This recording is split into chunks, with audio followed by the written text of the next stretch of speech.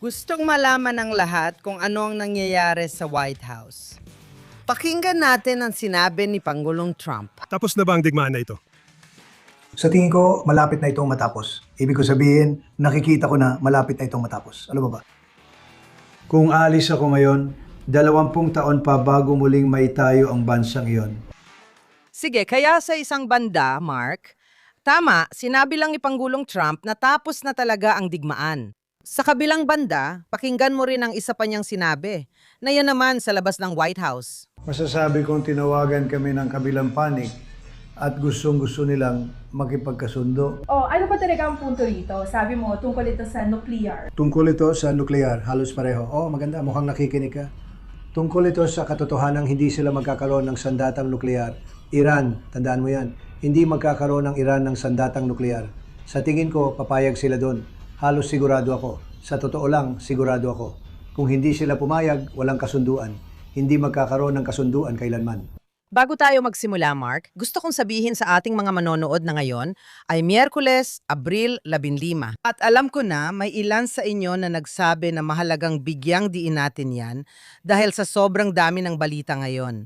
Sige, ako si Ruthie Bloom. Nandito ako sa JNS Studio at kasama ko ngayon mula sa malayo ang aking co-host, si Mark Regev. Kaya Mark, ano masasabi mo sa sinabi ni Pangulong Trump? Tapos na ba ang digmaan na ito? Magandang tanong. Sa tingin ko, depende sa pagbibigay kahulugan mo sa digmaan. Posible bang tapos na ang pinakamatinding bahagi nito? Hindi ko alam. Palaging nakakagulat ang ginagawa ng Pangulo sa buong mundo. At mas mahalaga, palaging niyang nasosorpresa ang mga Iranian, kaya hindi sila makaporma. Ibig ko sabihin, akala nila hawak na nila ang mundo sa leeg. Akala nila, kontrolado na nila ang mundo dahil hawak nila ang kipot ng Hormuz. At iniisip nilang lahat lalapit sa kanila. Narinig ko pa ang ilang komentarista na nagsabing parang nuclear weapon na rin ito dahil kailangan ng mundo ang langis mula sa kipot. Ano naman ang ginawa ni Pangulong Trump?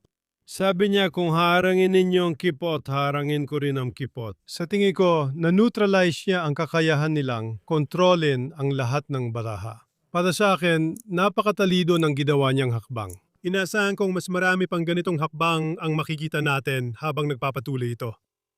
Oo, tama ka dyan. At alam mo, medyo nakakalito sabihin na hinarangan niya ang mga kipot o ang kipot ng Hormuz. Ang totoong ginawa niya ay harangan ang lahat ng daanan, lahat ng pantalan ng Iran para hindi makapag-export ng langis at gas ang Islamic Republic.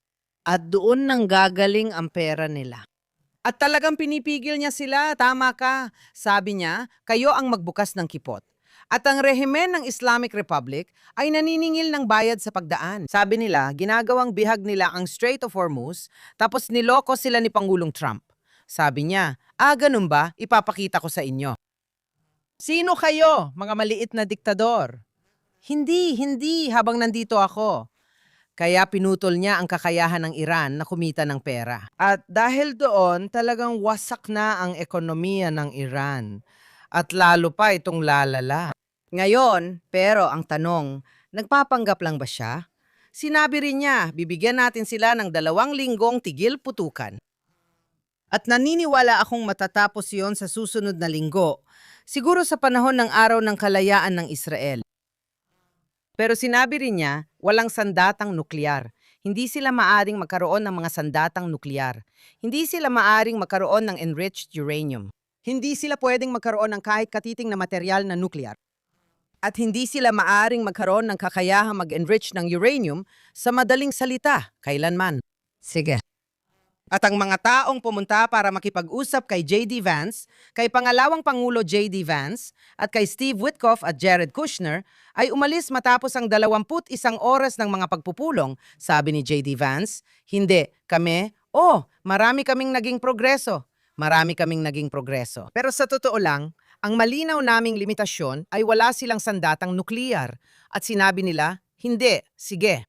Tapos may mga ulat na lumabas na sa tingin ko ay puro pekeng balita na sinasabing papayag ang Amerika na sa loob ng 20 taon ay papayagan silang magsimulang magpayaman ng uranium. Kung ganon, hindi rin naman iba ang kasunduang ito na tinatawag nilang kasunduan sa JCPOA ni Obama. Kaya hindi ako naniwala sa mga ulat na yon. Ang pinakaimportante ay ito. Tama ba na tapos na ang matinding bahagi ng digmaan?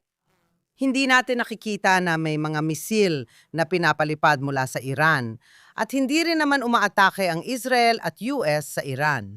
Gayunpaman, araw-araw at gabi-gabi binobomba ang Israel ng mga misil ng Hezbollah mula Lebanon, karamihan sa hilagang bahagi ng Israel. Alam mo, maliit lang talaga ang Israel at malaki ang sakop ng hilagang bahagi nito. Kaya gusto ko rin pag-usapan mo. Talakayin mo ang issue ng pagkakahiwalay ng Hezbollah mula sa Republikang Islamiko. At ikwento mo naman sa akin ng kaunti kung ano ang nangyari kamakailan sa Washington tungkol sa Lebanon at Israel. Kung okay lang, Ruthie, magsisimula ako sa Iran. Sinabi mo na hinarang niya ang lahat ng lanis na lumalabas mula sa mga pantalan ng Iran. At tama yon. Tama ka, yun nga ang lifeline nila. Ano na lang kaya ang gagawin nila? Kung hindi nila maibebenta ang kanilang langis. At siya muli, sinagot niya sila, alam mo, Maaari mo bang sabihin na ngipin sa ngipin? Diretsaan siyang pumasok doon at sinabi nila, ginagawa mo, kaya pwede ko rin gawin. Hindi ko rin maintindihan pero malinaw na may option siya, Ruthie, kung gusto niyang pigilan ang import sa Iran, tama? Nagbibigay ito sa kanya ng malaking alas at sandatang magagamit doon. Kung mapipigilan niya ang pagpasok ng produkto sa mga pantalan ng Iran, sa teora, sigurado akong hindi kayang itanim ng Iran lahat ng kailangan ng mga tao nila. Talagang may kakayahan siyang higpitan kung ano ang maaaring pumasok kung pipiliin niyang gamitin din yon. Interesante ito. Nakatabla ngayon dahil nagpatupad din ng sarili nilang blockade ang mga Iranian. Nagpatupad din siya ng blockade laban sa kanila. Sa tingin ko, mas mahirapan pa ang mga Iranian ngayon dahil hindi nila kayang tiisin ang maraming pressure mula sa mga kaibigan nila tulad ng mga Chino na nagsasabing hindi ito magtatagal. Tama ba? Kung hindi mo mailalabas ang langis mo, ang tanging dahilan kung bakit gusto ka talaga namin ay dahil sa langis mo. At kung hindi mo mailalabas ang langis mo, problema yan. Sa tingin ko, lalo pang lalakas ang pressure sa mga Iranian na makipagkompromiso. At ang tanong ay, pagkatapos, alam mo, inaasahan ko magkikita ulit sina J.D. Vance at Witkoff at Kushner kasama ang Iranian team sa ikalawang round ng mga pag-uusap na ito. At ang tanging seryosong tanong ay, malalampasan ba nila ang mga pagkakaiba? At magkakaroon ba ng solusyon? Gusto kong ibahagi ang opinyon ko. Para sa akin, ang pinakamahalagang issue sa usapan ay ang isyung nuclear. Kapag naresolba mo yon, susunod ang ibang issue gaya ng mga kipot. Gusto ko rin ang pagpapalit ng rehimen at ang pagtugon sa usapin ng mga ballistic missile. Gusto ko rin matugunan ang usapin ng mga grupong proxy, pero naniniwala ako sa pagbibigay ng prioridad. At ang pinakamahalagang bagay dito, sa tingin ko tama si Pangulong Trump. Ng 100%, kailangan nating mag-focus sa issue ng nuclear dahil iyon ang pinakamalaki. Lahat ng iba ay maliit kumpara sa issue ng nuclear. Tulad ng sabi ng Pangulo, hindi natin pwedeng payagan ng rehimeng ito na magkaroon ng sandatang nuclear. Ngayon, hindi ko iniisip na ang sinasabi ng mga Amerikano o ni Trump ay mauwi sa isa pang pag-uulit ng JCPOA, ang nabigong kasunduang nuklear ni Obama na inalala mo nun. At masasabi ko mukhang hindi naman papunta roon ang direksyon nito. Dahil una sa lahat, hinihiling ng Pangulo na alisin ang lahat ng enriched uranium na kasalukuyang nasa Iran. Kahit mapunta man ito sa Russia o saan paman, wala akong pakialam. Pero lahat ng uranium na yan ay kailangang umalis. Sa madaling salita, kapag natapos ang proseso ito, wala nang enriched uranium ang Iran.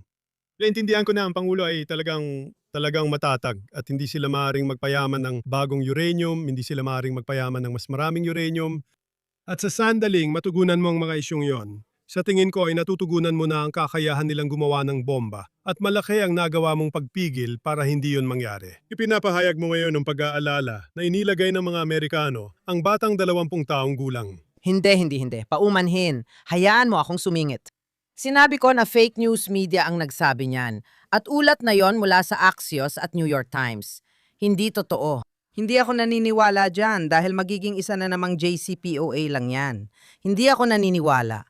Ang fake news media ang nagpapakalat niyan. Kaya ulitin ko, kung bibigyan ka ng time limit na dekada pa bago mangyari, tama ba? Mas gusto ko walang time limit. Pero ulitin ko, ayoko talaga ng kahit anong time limit. Sa tingin ko, kung pag-uusapan mo ang isang bagay na magaganap pa sa loob ng 50 taon na magsisilbing pampaligtas puri para sa mga Iranian at hindi natin alam ang mangyayari sa panahong yon, oo, sa rehimeng yon, pwede mo yung paglaruan. Ngayon, ayokong paglaruan yon. Mas gusto ko ng isang bagay na malinaw at walang pasikot-sikot. Kung nakikipagnegosasyon ka, pwede kang magpakita o magbigay ng simbolikong bagay. Tulad ng, para sa susunod na 50 taon, ayoko ng 20 dahil masyadong malapit at mabilis lumipas. Sa tingin ko, kung may kasunduan talaga, ano ba ang naging problema sa JCPOA, sa kasunduan ni Obama? Hindi naman ito nagawa ang dapat gawin. Hindi naman talaga nito napigilan sila magkaroon ng mga sandatang nuclear. Ang talagang pinag-uusapan ni Trump ay ang pagpigil sa kanila na magkaroon ng mga sandatang nuclear. At iyon ang mahalagang pagkakaiba, napakahalagang pagkakaiba. Sige, ganito kasi yan, Mark. Kalimutan mo na to. Alam mo, pwedeng magkaroon ng kasunduan kung walang kasunduan na pwedeng gawin sa rehimeng ito. Sa oras na magkaroon ng kahit anong kasunduan sa kahit sino sa mga kasalukuyang personalidad na yon na hindi pa natatanggal, pinapatay o tinarget sa mga airstrike. Kahit sinong natitirang nakatayo ay kaaway ng Estados Unidos at tiyak na ng Israel at ng kanluran. At ang tanging pagkakaiba ng mga nagsasabing dapat tayong makipagkasundo tulad ng posisyon ng Pangulo ay galit na galit siya na bumalik ang team na walang kasunduan sa Iran. Hindi siya moderate. Ang pagkakaiba ng moderate at extremist ay ang moderate ay naniniwala sa panlilinlang sa kanluran, batay sa isang turo ng Islam na pumapayag magsinungaling. Dapat kang magsinungaling para makuha ang gusto mo sa hinaharap, basta't may tiyaga ka. At yung iba naman ay nagsasabing, hindi, ayaw na nga naming magsinungaling. Naghihintay kami sa ika-12 imam at lahat ng ito dahil silang lahat ay mga panatiko at masasama, bahagi ng masamang rehimen. At ang pinaniniwalaan ko ay kung pipigilan mo silang magkaroon ng mga sandatang nuklear at pipigilan mo silang mag-export ng kanilang langis, mawawala ang rehimen. At yan ang kagandahan doon. Sinasabi mo palagi na ako daw ang humihingi ng perfeksyon. Babagsak ang rehimen kung wala itong hangin. At kung hindi, at kung patuloy itong magiging matigas ang ulo, naniniwala talaga ako na maaari tayong bumalik sa paggamit ng paraang militar muli. Hindi ko inaalis ang posibilidad, Ruthie. Sa tingin ko, posibleng bumalik sa paraang militar. Gusto ko ring banggitin ang dalawang mahalagang leader. Sinabi ni Netanyahu sa publiko, sinabi niya na hindi sila magkakaroon ng pinagyamang uranium. Hindi sila magkakaroon ng kakayahang magpayaman pa ng uranium. Sinabi niya na maaaring magawa iyon sa pamamagitan ng diplomasya o sa pamamagitan ng armadong pakikidigma. Maaari nating wasakin ang meron sila. Ano bang sinasabi niya? Sabi niya may diplomatikong opsyon. Pero nang ipadala ng presidente ang team ng vice-presidente para makipagnegosasyon sa mga Iranian, malinaw na walang negosasyon sa rehimen ng Iran. Kung sasabihin mong tutol ka sa negosasyon sa rehimen ng Iran, maaring iyon ang opinyon mo at maaari kong igalang yon.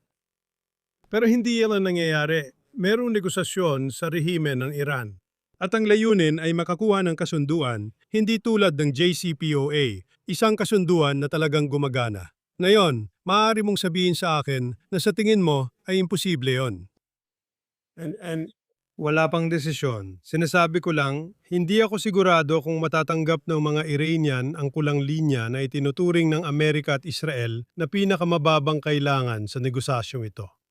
Pero hindi ko agad inaalis ang posibilidad na yon. Sa tingin ko, sa lahat ng pinsalang na idulat natin sa mga Iranian, posible kaya na pumayag sila sa mga bagay na hindi pa nila tinatanggap noon. Sa tingin ko hindi. At kung magmatigas sila at ipagpatuloy natin ang mga aksyong militar laban sa kanila, baka mas mapalapit tayo sa layunin na yon. Masasabi kong hindi mo kailangang bumalik sa ganap na digmaan. Pwede kang gumawa ng isang operasyong, tiyak ang puntirya. Pwede mong sakupin ang isla na yon kung saan dumadaan lahat ng langis. Pwede kang gumamit ng tiyak at limitadong paggamit ng mga puwersang panlupa dito o doon para neutralisahin ang mga malinaw na natukoy na target. Pwede kang umatake sa iba't ibang lugar na hindi bumabalik sa lubusang digmaan. At syempre, may opsyon ka kung wala ka ng ibang mapagpipilian, kundi bumalik sa lubusang digmaan, ibig sabihin ay tuloy-tuloy na pag-atake laban sa rehimen ng Iran. Malinaw sa akin na mas gusto ni Trump ang solusyong mapagkakasunduan kung makukuha niya ito. Sige, Ang talagang gusto niya ay sumuko ang Islamikong Republika. Iyon ang kasunduan. Sumuko ka. Panalo kami, talo kayo. Ano sa tingin mo sa ganong kasunduan? Pangalawa, dadako naman tayo sa Hezbollah sa Lebanon. Bakit? Dahil hindi pa nangyari noon ang mga negosasyon sa Washington. Nakikita ang mga negosyador ng Israel at Lebanon sa ilalim ng pangangasiwa ni kalihim ng Estado, Marco Rubio. At ngayon, maraming tao ang nagsasabi, tingnan mo, wala na silang magagawa dahil nag-uusap na sila sa isa't isa. Pero samantala, nagpapaputok ng mga rocket ang Hezbollah. Ngayon, dito, kung gagamitin mo ito bilang halimbawa ng iniisip ko, oo, kailangan ng aksyong militar at diplomasya. Ngayon, sa lahat ng panahong ito ng mga pag-uusap, hindi tumigil ang Israel sa pakikidigma laban sa Hezbollah. At pangunahing dahilan kung bakit nagaganap ang mga pag-uusap na ito sa Lebanon ay dahil hindi nagawa o ayaw ng Lebanon na talunin ng Hezbollah mag-isa. Malalim ang koneksyon ng Hezbollah sa pamahalaan at militar ng Lebanon. Ngunit sawang-sawa na ang mga Lebanese gaya ng mga Iranian. Kailangan din nating banggitin ang tungkol sa mga mamamayang Iranian na laging natatabunan sa lahat ng diskusyong ito tungkol sa nuklear at iba pa.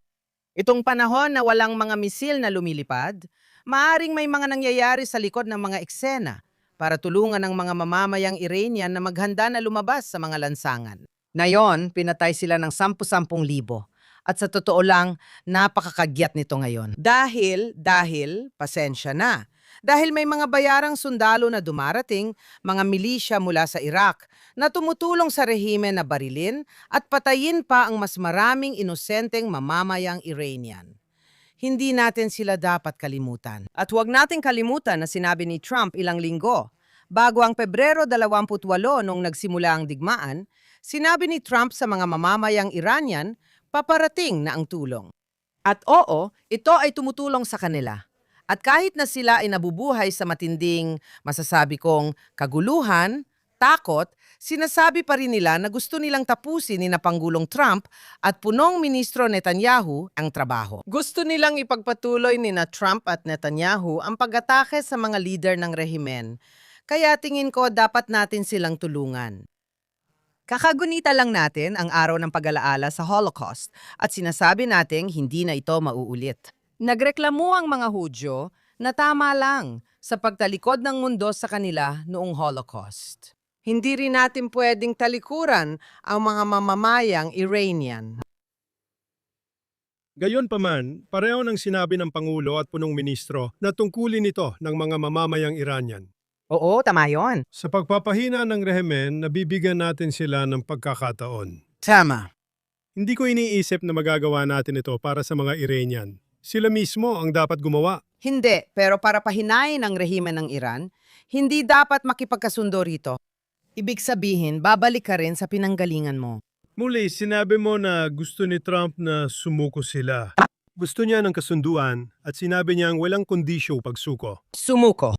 Kung susuko sila at ibigay lahat ng gusto niya sa isyu ng nuklear, Ruthie, magkakaroon ng kasunduan sa rehimeng Iranian. Hindi lang ito tungkol sa nuklear.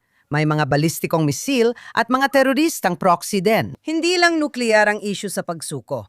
Kahit ito ang pangunahing usapin dahil susunod ang lahat ng pag-aresto. Ruthie, ang sinasabi ko lang ay gusto ko ng pagbabago ng rehimen sa Iran. Sa tingin ko, lahat ay nais ding makakita ng pagbabago doon. Pinakagustong makakita ng pagbabago ng rehimen sa Iran ay mga tao roon. Pero hindi ako sigurado kung dapat gawing basihan ng pulisya iyon. Pinaalalahanan kita at nasabi ko na ito dati sa programang ito na mula sa operasyon noong Hunyo 25 hanggang sa pagsiklab ng pag-aalsa ng mga tao laban sa gobyerno, umabot iyon ng 6-7 buwan. Kaya kahit matapos ang digmaan, hindi ibig sabihin na walang pagbabago sa rehimen.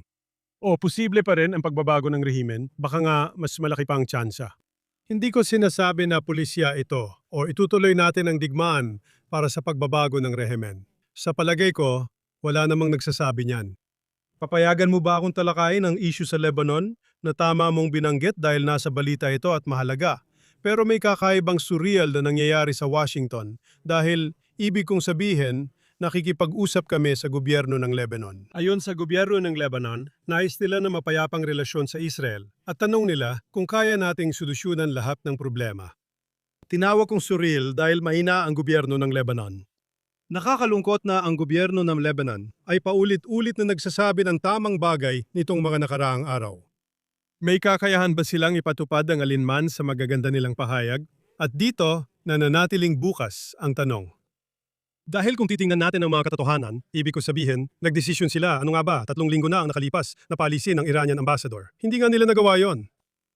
Hindi nga nila napaalis ang Iranian ambassador. Gumawa sila ng bagong batas at sinabi nilang kailangang umalis ang Iranian Revolutionary Guards at kailangang magbisarma ang Hezbollah. Pero wala naman silang kapangyarihan para ipatupad ito. At kaya habang gusto natin ng kapayapaan sa Lebanon, kailangan nating maunawaan na una sa lahat, magandang bagay na tama ang mga sinasabi nila, nakikipagkita sila sa atin at gusto nilang pag-usapan ang kapayapaan. At hindi natin dapat, palagi kong sinasabi, kung gusto ng isang bansang Arabo na makipagkapayapaan sa Israel, mag-usap tayo. Walang dahilan para isara ang pinto, ngunit dapat nating tanggapin na ang Hezbollah ang pangunahing kapangyarihan na yon sa Lebanon. At kaya kapag nagapi ng Israel ang Hezbollah sa usaping militar, sa tingin ko, ito ang lilikha ng mga kondisyon para sa kapayapaan sa pagitan ng Israel at Lebanon. Sa tingin ko may kinalaman din ito sa isyu ng Iran, na kung lalabas ang Iran sa labang ito na mas mahina, nabawasan ng lakas, o mas mahina sa ekonomiya, mas mahina sa militar, mas mahina sa politika, ibig sabihin, ang kakayahan nilang tulungan ng Hezbollah na muling makabangon ay magiging mas mababa, mas mababa. Ibig sabihin, kung magagawa rin natin, sa tingin ko, napalakasin ang tsansa ng isang kasunduan sa Lebanon. Pero nakasalalay lahat ito sa pagkatalo ng Hezbollah sa militar. Dahil kung hindi yan magagawa, sila pa rin ang may hawak ng kapangyarihan sa Lebanon. Kailangan mong alisin sa kanila ang kapangyarihang yon. Sang-ayon ako ng lubos. Ang pagkakaiba ngayon ay hindi dahil mas malakas ang Lebanon o mas malakas ang pamahalaan ng Lebanon o mas malakas ang militar ng Lebanon. Sa totoo, natatakot sila sa Hezbollah at na-infiltrate na sila nito. Ang kagandahan ng pagpupulong na ito ay ito ang unang pagkakataon na ang Lebanon ay talagang nasa sarili nitong landas. Inamin na mabuti ang ginagawa ng Israel sa paglaban sa Hezbollah. Sa halip na sabihin, binobomba at sinisira ninyo ang aming bansa. Sa wakas, naririnig mo na ang mga boses mula sa Lebanon na nagsasabing, ayaw naming bombahin ninyo ang aming bansa. Alam mo, ginagamit ng Hezbollah ang pasilidad ng sibilyan para sa terorismo, gaya ng Hamas at Republikang Islamiko. Ganyan ang paraan nila, nagtataago sa likod ng sibilyan. Dahil dito, sinasabi ng Israel sa mga sibilyan na lumikas, tulad ng paglipat sa Hilaga, lampas sa Ilog Latani at iba pa. Ngunit ngayon lang hindi sinisi ng gobyerno ng Lebanon ang Israel sa insidenteng ito. Kung sasabihin ng Lebanon na makikipagkasundo kami, mahina lang kami, pakiusap, ituloy nyo lang ang laban. At hindi naman nila yon direktang sinasabi, pero parang ipinapahiwatig na rin dahil hindi nila hiniling na. Itigil natin ang pagpapaputok sa Hezbollah habang pumunta sila sa Washington, habang nagkita ang grupo sa Washington. Kaya parang pahiwatig na rin yon. Magandang senyales yun na di nila sinabi. Kasi dati gusto nila ng tigil putukan muna sa Hezbollah bago mag-usap. Pero tumanggi ang Israel doon. Hindi rin ipinilit ni Pangulong Trump yon. Hindi niya ipinilit sa Israel na itigil ang pagpapaputok sa Hezbollah kahit may tigil putukan sa Iran. At ang Lebanon sa huli, hindi rin nila ipinilit na gawing kondisyon yon bago makipagkita sa Washington kay Sekretarya Rubio. Kaya lahat ng ito ay magagandang senyales. Pero kung walang pagkatalo sa militar, ang Hezbollah ay, alam mo na, ang Hezbollah paulit-ulit nandun sila na parang mga ipis. Papatayin mo ang ilan, pero mas marami ang lilitaw. Hindi sapat ang militar lang. Kailangan lutasin ito gamit ang pressure mula sa lahat ng direksyon. Isa lang ang militar sa mga paraan. Sa tingin ko, mahalaga talaga ang bahagi ng militar. Hindi lang ito isang paraan, kundi mahalaga talaga. Sa tingin ko may magandang baraha tayong magagamit dahil, Ruthie, may malaking puwersa ng Israel ngayon sa timog Lebanon na kumikilos laban sa infrastruktura ng Hezbollah doon. Ngayon, syempre may infrastruktura rin ang Hezbollah sa Hilaga. May mga rocket na pinaputok sa Israel mula sa ibang bahagi ng Lebanon, hindi lang sa timog. Pero ano ang mahalagang pagbabago dito? Dahil nasa lupa na ang Israel, at sinabi ng Israel, sinabi ng Defense Minister, sinabi ng Israel Katz, nandito kami sa Lebanon hanggat hindi kami kumbinsido na hindi babalik ang Hezbollah sa timog at magbanta ng pag-atake sa Israel. May papel tayong ginagampanan sa kasunduang pangkapayapaan sa Lebanon. Kapag natiyak ng gobyerno ng Lebanon na walang pag-atake sa Israel mula sa teritoryo ng Lebanon, hindi mula sa mismong estado ng Lebanon. Tinutukoy ko siyempre ang Hezbollah, doon tayo mananatili. At sa tingin ko, napakalakas na leverage niyan, tama? Yung ideya na aalis ang Israel at may puwersa ng UN na papalit, nagawa na yan, hindi nakatulong. Mananatili ang Israel sa Timog Lebanon. Sa halip na isang kasunduang pangkapayapaan na mag-aalis ng armas ng Hezbollah at magpapatibay ng soberanya ng Lebanon sa timog bahagi nito. Hindi lang ito simbolikong presensya ng Lebanon. Gusto kong sabihin na presensya talaga ito ng pamahalaan ng Lebanon, hindi ng Hezbollah. May baraha tayong pwedeng gamitin. Kailangan natin itong gamitin sa tamang panahon at dapat itong maging insentibo para sa Lebanon na gawin ang tama. Kung gusto niyong umalis ang Israel sa timog, tanggalin ninyo ang armas ng Hezbollah. Kailangan ninyong tiyakin na hindi banta ang Hezbollah sa Israel. Ngayon, napakalimitado ng kakayahan nilang gawin yon sa kasalukuyan. At yan ang dahilan kung bakit mananatili kami sa Timog Lebanon sa inaharap. Tiyak. At may isa pa akong sasabihin sa'yo na naisip ko tungkol sa Lebanon at kung bakit. At marahil ang gobyerno ng Lebanon ay may interes din sa Abraham Accords dahil ano nga ba yon? Ano ang mga politiko ng Lebanon? Ano ang nasasaksihan nila? Nasasaksihan nila ang malawakang pagbabago sa kaayusan ng mundo. Inakusahan ni Pangulong Trump ang mga bansang kasapi ng NATO na hindi tumutupad sa kanilang tungkulin. Nakikita natin na ang mga bansa sa Abraham Accords ay inatake ng Iran sa digmaan, mas maraming misil ang pinaputok sa kanila kaysa sa Israel. Kaya nakikita mo ang pagbabago ng alyansa. Baka sabi ng Lebanon, wow, nabanggit pa yung mga international forces tulad ng UNIFIL. Hindi lang naging inutil ang UNIFIL sa Lebanon, kundi nakipagsabwatan pa ito sa Hezbollah.